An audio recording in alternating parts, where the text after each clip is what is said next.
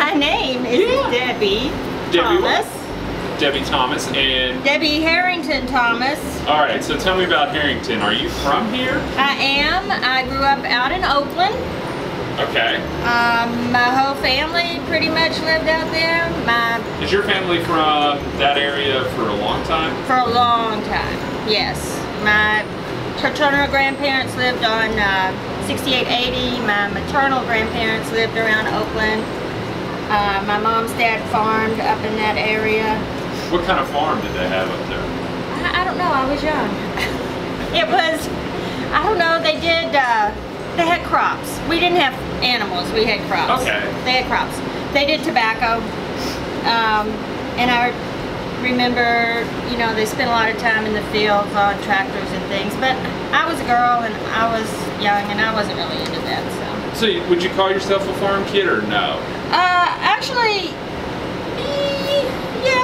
yeah, probably. I mean, I was more, not crops and things, but definitely an outdoor, you know, we always had big gardens and big yards and all that kind of stuff. Not so much animals, mostly just domestic animals. But. And has Oakland changed since you were a kid? Well, yeah, there are more houses there, but not a whole lot, really. It's great. It's a beautiful place out there. It's quaint. It's quiet. It's beautiful. So you went to where'd you go to elementary school? I went to Oakland Elementary School, which is no longer there. Well, the building is still there, but it's a wedding venue or something now. Beautiful old building out there. And then junior high was? Well, remember, I'm a little bit older than you. There's no such thing as junior high then. Okay. I went through 1st through 8th grade at Oakland, and then I went to Warren East. Okay, so you're a Warren East kid. Yes, I am. And did you stay in town for college? I did. I went to Western, where I met my wonderful husband, Brad. And so, what'd you get your degree in there? My degree was a home ec degree. It was textiles and merchandising. Okay. Yes. And so, do you remember any jobs like in elementary through college that you did that kind of prepared you for what you do now? For what I do now? Absolutely not. What did you do? Did you have any jobs? I did. I worked in a grocery store, but that was then when I was in high school and elementary school. And even college, I never dreamed I'd be doing what I do now.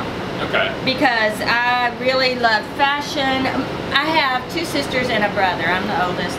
And when I was growing up, my sister loved to cook, and she was always in the kitchen. Which sister? Like I said, which sister? Yeah. My sister niece, who lives in Glasgow. Oh, okay. And then I have a younger sister, Joy, who lives here. Which I've met her through. You know her. Through Kim Drive. She owns Kim Drive. She owns Kim Drive. Just give them a shout out. She and her husband, yes. So, yeah, my sister niece loved to cook, loved to be in the kitchen, and like I said, we had big gardens, and you know, we always had fresh vegetables, and there was always something canning or preserving or freezing, whatever. So she was really into that, and I love to sew. Oh, okay. So I made our clothes and she made our food. Not to say, I mean, my parents did a lot too, and my brother. But that's kind of the roles each of us took. So I really wasn't in the kitchen much. I love to eat, but I didn't, you know a whole lot. What was your favorite thing she made? My favorite thing she made? Well, now she makes an awesome cheesecake. Okay. Awesome. But what about back then? Was there anything my favorite thing growing up, yes. Yeah. We were talking about this the other day. We could always choose for our birthday what food we wanted to eat. Mom would make whatever we wanted for our birthday. And mine was always pinto beans. Really? I love pinto beans. I still love pinto beans. Do you guys serve pinto beans? No. I can't think if we're going to do it here, but we don't. Maybe we will. But anyway, so I did that. I sewed. I sewed for other people. I sewed for the family. And that was really before I even went to college, before I really knew what I wanted to do, and that led to that career in merchandising.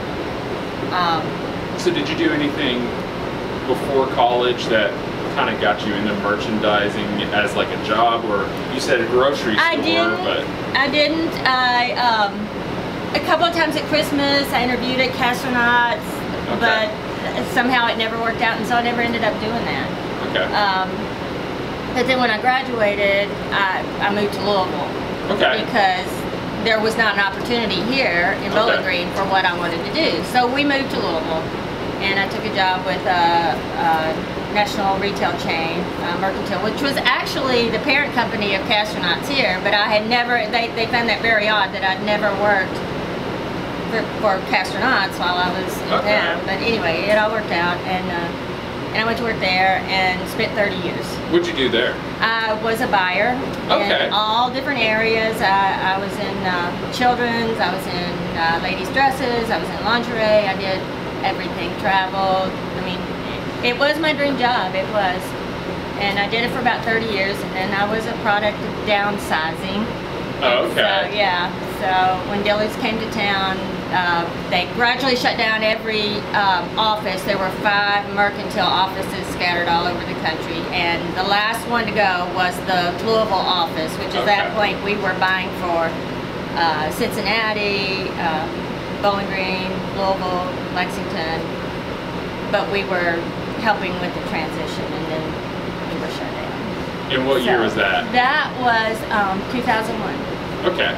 And it's even gotten kind of worse for that industry since Well, it has. I mean, technology has taken over a lot of what we used to do. We did a lot of product development. We developed fabrics. We developed styles. And, so a lot of that is, you know, it's able to be done by lots fewer people now. And then how'd you end up back in Bowling Green? So, I was downsized, and then a short time later, Brad was downsized, and we knew that we would always, or we kind of knew that we'd always come back to Bowling Green because all our families are here, and in my immediate family, I was the last one still out there, so all but one of my siblings had moved away and moved back.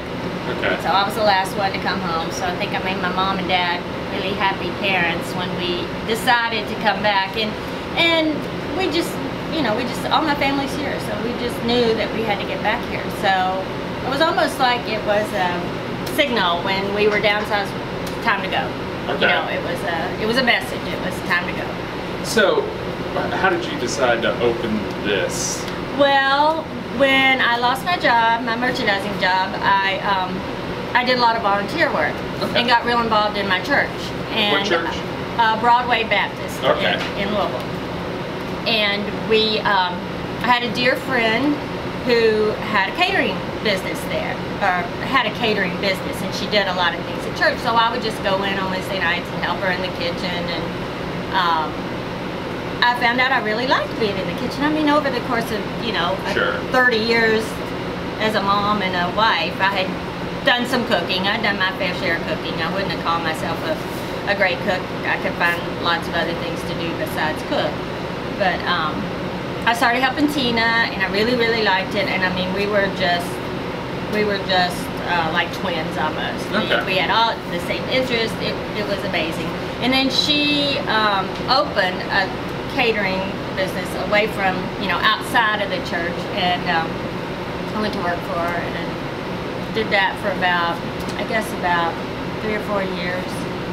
Okay. So I had that. That was the most recent thing I was doing. There. Yeah. So I had that, and the whole time we were doing the catering, we talked about, you know, I bet if we did a little bit extra every time we catered, the members of the church, there'd be a market for that. I mean, there were a lot of elderly couples in the church, a lot of single couples in the church, a lot of young people, you know, college age that didn't get home cooking. So I kept saying, you know, we should do something like this. We should do something like this. So right near the end, right before everything happened, she decided to do that. And so she tested the waters, and it was a viable product. It was definitely a service. And I stayed there. I mean, we worked together for a couple of years before we moved here. So I kind of knew, I kind of had a feeling it was going to work. Okay. And so, explain Chickadees to people, just in case nobody knows what Chickadees is. What's the concept for Chickadees when you were thinking of? The concept is dinners to go. Okay. And it's all made here. It's all fresh and then refrigerated. Okay. So, you know, there are a lot of places you can go and get, you know, fresh food and eat in. Yeah. And there are a lot of places you can go and get it and take it home with you too, but we really concentrate on dishes that will hold up well. Sure. You know, that can be reheated Like what well. are some of those? Well, like chicken pot pie and meatloaf. But people ask me all the time, why don't you do chicken and dumplings? You know, that's the epitome of comfort food. Why don't you do chicken and dumplings? Well, I haven't found a recipe yet that I feel like holds up, you know, after, that needs to be eaten as soon as you make it. Okay. So the concept is fresh, homemade, for the most part, made from scratch. And it's comfort food that... And so many people say to me, I mean, hardly a day goes by that somebody doesn't come in and say, oh my goodness, that orange jello, my grandmother used to make that orange jello. Or your chicken pot pie reminds me so much of my granny's. Or your brownies, I think that's the same brownie recipe my great Aunt Mabel used to use. You know, I mean, every single day they're reminiscing, you know, they remember this food. And the reason is, I think, is because these are all recipes that I've brought along from my history, from my past. I mean, many of these recipes are my grandmother's recipes, things that I grew up on. A lot of them are from my mom. My aunt is a really good cook, and she shares her recipes. My sister, well, everybody shares recipes with me. Sure. Even customers bring me recipes. What's your favorite recipe that you guys do here? That you like to make and eat? Well, I like to eat everything, but our brownies, I like our brownies a lot, and I like our chicken pot pie. Our shepherd's pie is really good. I mean, I like food. You know, we wouldn't do it if we didn't like it. Okay, so you worked with your catering in Louisville, and you've got your mercantile background. How did those two things, when you and Brad decided we're going to open a restaurant, which I've gone on record on multiple videos saying that's probably the craziest thing anyone can do, is open a restaurant. Especially after you retire. Yeah, add that into the mix. So how did you use those backgrounds to, first of all, choose this spot? Because a lot of people always ask me, you're on Smallhouse, and is this classified Scottsville Road already? I think it's still, called Scottsville Road out there. Yeah, so Smallhouse and Scottsville Road, it's kind of that intersection. How did you choose the location? How did you use those two things to, like, meld those two together? Well, let me tell you, when you start talking about that, it reminded me that Brad and I have the perfect combination of backgrounds to open a business. Brad's an accountant, so... He's a number cruncher. He's a number cruncher, and he's a black and white kind of person, and while there needs to be some flexibility, there needs to be some black and white in it too. So he's the one who keeps us on track, you know. And he does all the paperwork. He knows all the legalities. So it's a good combination. Our degrees and our backgrounds were a good combination. How did we find this spot? We stumbled onto this spot. Oh, really? We did. We were working with a couple of real estate agents here, and we looked at a lot of different places, and we were out on, we looked on Scottsville Road because of all the traffic out there, and that was a plus, but it was also a negative, we felt. And we just kept looking, we kept driving around. We were living in Louisville at the time, so we'd come up down on the weekends and spend the weekend, you know, looking for a location. And we didn't really even know what we were looking for. I mean, we looked at traffic patterns, we looked at, you know, where the hospitals, we felt like the hospitals would be a good draw, where the schools were, and as it turned out, that's been a big plus to be like centrally located. Yeah, you're kind of in between Potter Gray, TC Cherry, the high school, the junior high for Bowling Green. Yeah, so we have good customer base from all those, and the hospitals, and all the doctors' offices around here. Yeah. So we were just driving around, and we were almost, we were just about to throw our hands up. It's like, this is not happening. But we're firm believers of, you know, just keep on, and we prayed about it, we talked about it, we just knew that something would happen, something would come up. And we weren't even with a real estate agent the day we found this. We were just driving around. There was a ginormous sign out front here. And I said, Brad, what about this? This looks like a really neat place here. I mean, it's it's a community, you know, it's like, I can see people riding their bikes here or just walking here, and that was the feel we wanted, you know, comfort. Mhm. And so we got on the phone, called, we got in right away to see it. And when we moved in here, it was, or when we rented this, it was just a big empty room. It had been insurance office. Okay. So it's just a big empty room, which was a blank slate Sure. for us. You know, that worked out pretty well. So Brad and my family, we laid out the plans for the walls. We built the walls. We installed the kitchen. It was a lot of work. It was a lot more than we really had bargained for. Speaking of that, what would you suggest to someone who's thinking, it doesn't even have to be a restaurant, but opening a business, what would you suggest they do before they open? Just because there's some pitfalls that people don't think about. Okay, tips and suggestions for opening a business. Yeah. Find a good, dependable, reliable, intelligent partner. Okay. You can't do it by yourself. Okay. And then it's important that you get along, but it's important that you have opposite views as well, because, you know, the more feedback you get, the more different ideas you have, the better your chances are. You don't need two of the same people. You don't need two people who think alike. I mean, it's kind of like being married, you know? Yeah. You don't need two people who think alike. The second thing, the other thing, equally as important for me, and this is not something you can, you know, you just have to have this, but if we hadn't had the support of our families, this would have never, ever gotten off the ground. Okay. People ask me about marketing. You don't do very much marketing. I don't have to do very much marketing. Mhm. I have a big family. They all love to talk about the rest of the family, you know, in a positive way.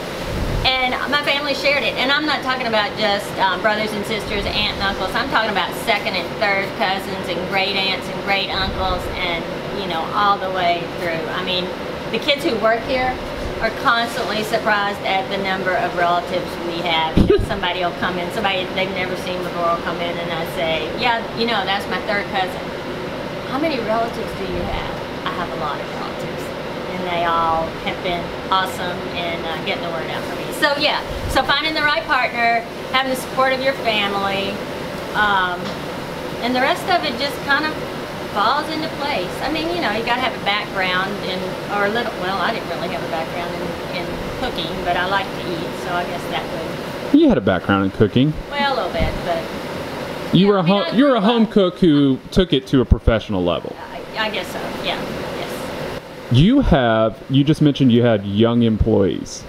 Let's talk about millennials. They're not lazy, are they? Oh, they're not lazy, no. I always hear that, and you can go here, you can go to Spencer's, you can go to Home Cafe, you can go to all these places. You see millennials working, and you always hear how they have no work ethic. That's not true, is it? I don't think that's true at all, no. My kids my kids, they're not my kids. They are your kids in a way. But, I mean, everybody I've had working here they have such a desire to please, to do the right thing. They ask questions. I love that they ask questions. They question me. I love that they question me. I don't know. They've just. I think here's a testimony to the kids who work here and their ethics. Almost every time someone leaves, and I have a big turnover. I have a high turnover because I employ a lot of students. So I don't expect them to work here forever. And I tell them that right off the bat, that, you know, school's most important, you're planning for a career, you're gonna go somewhere else, give me all you got for a few years, and, you know, I'll support you. And when they leave, 9 times out of 10, they find their own replacement. Wow. I know. Am I lucky or what?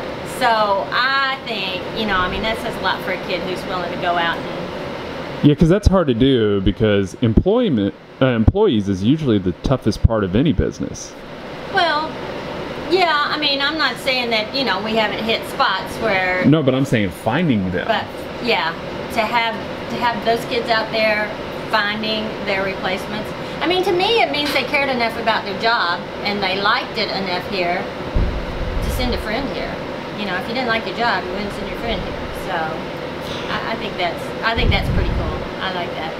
Plus, again, it goes back to the family. I have a big family, and I can't, you know, I've had a lot of family members work for me too. But that's not a bad thing. No. It's good to have family that you can input. I love it. I mean, I love it. So you've loved coming back home and opening a business, and it's been a good experience. It has been a good experience. I mean, as I said before, we were retiring. We thought we were retiring, and we were just going to come back here. And initially, we thought Brad and I would run the business. One of us would be in the back cooking, and one of us would be out on the counter, and we'd meet lots of new friends, and we'd have lots of time to spend with our families. Brad's an only child, so it was important that he get back for his family.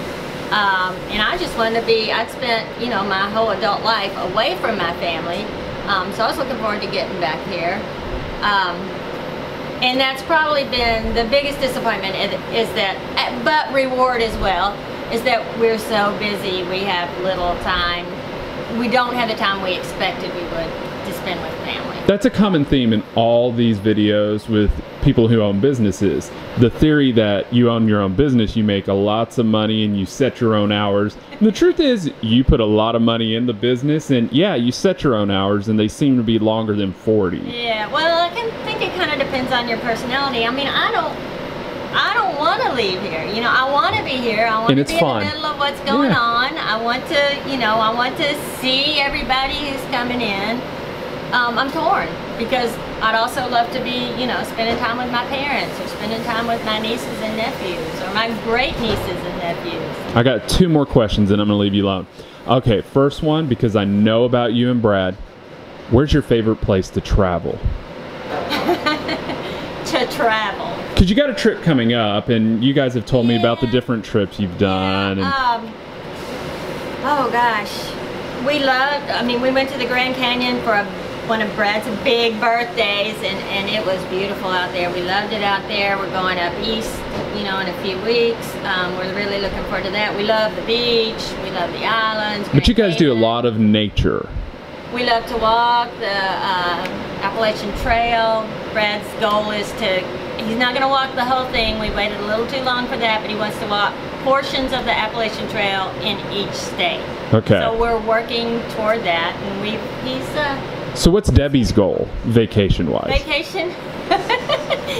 My ultimate vacation would be to go somewhere and just sit and read. I love to read. I've always said when we go on cruises, I love cruises and I love the ports, you know, getting off and everything. But one of these days I'm going to do one of those cruises to nowhere where the boat just goes out in the water and sits, and you have no cell phone, you have no computer, you have no laptop, you know, you have no, you just can't get in touch with. Last question I have. We're going into the holiday season. This will be out in October. What do we need people to know about Chickadees and what they can do for family, friends, all that during Thanksgiving and Christmas? Will you guys have? Certainly we can do, you know, meals during the busy shopping seasons and all that kind of thing. But at Christmas and at Thanksgiving is even bigger than Christmas. We do the full meals or portions of the meals. We do larger containers, so we can do 9 by 13s of anything we do here, which will feed about 8 to 10 people.